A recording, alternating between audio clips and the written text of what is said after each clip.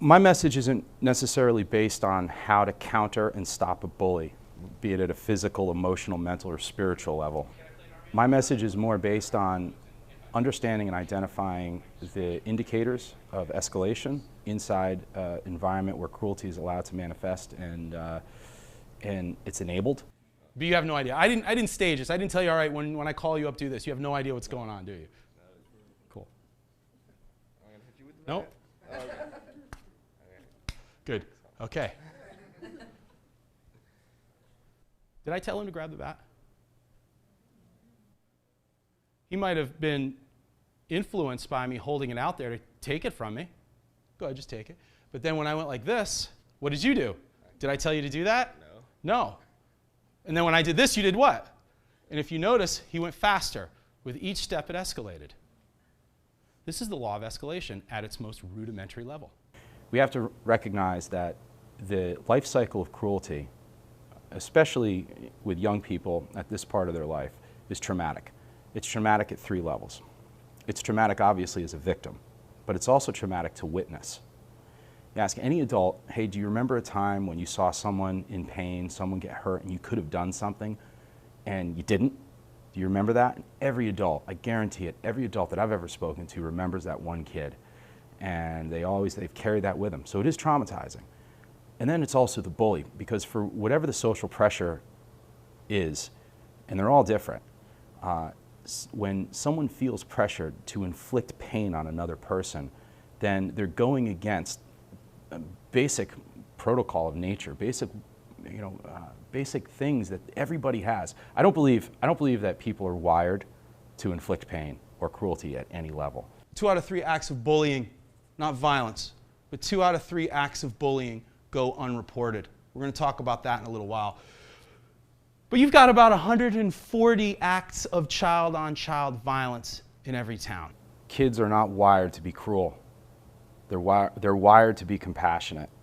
They want to hug their mother. They like getting hugs. I mean, it's a very simple answer. And taking that one natural law that every kid has and saying, hey, it's all right. It's a strong thing you got. Being compassionate, understanding that it's okay to be tolerant. It's okay to celebrate uniqueness and tolerance and love. That's a very strong thing. That's not a weak thing. It's not a lame thing.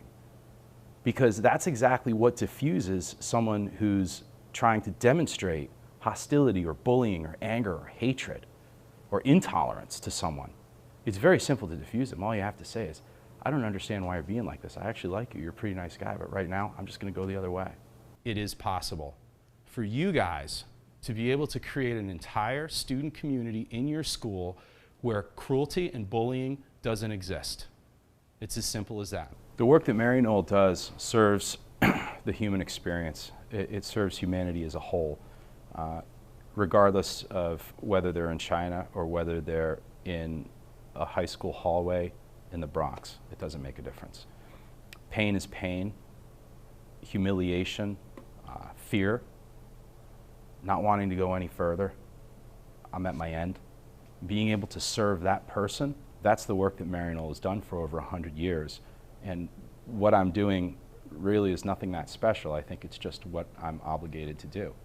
I think that's a lot of the same feeling that the priests and the fathers and the sisters here have. It's their job to do that. My main message is that it is possible. Where if you ask any kid, whether they're from middle school up to high school, can you imagine going to a school where you do not have to see cruelty every single day being inflicted on another student, where you don't know a child who's stayed home in fear? Can you imagine going to that place? And every single one of them, I guarantee you, will say, no, I can't imagine that. I want to be able to turn the tide in that. I want to change that, because it is possible. We thought the talk was really informative and very on target with what's going on in today's schools and in the world in general, and it made a lot of good points, and hopeful that it's something you could bring back to your school and make work and reduce the amount of bullying and cruelty that goes on. I thought it was very good on telling you how to deal with it and telling you what to do instead of telling you what not to do.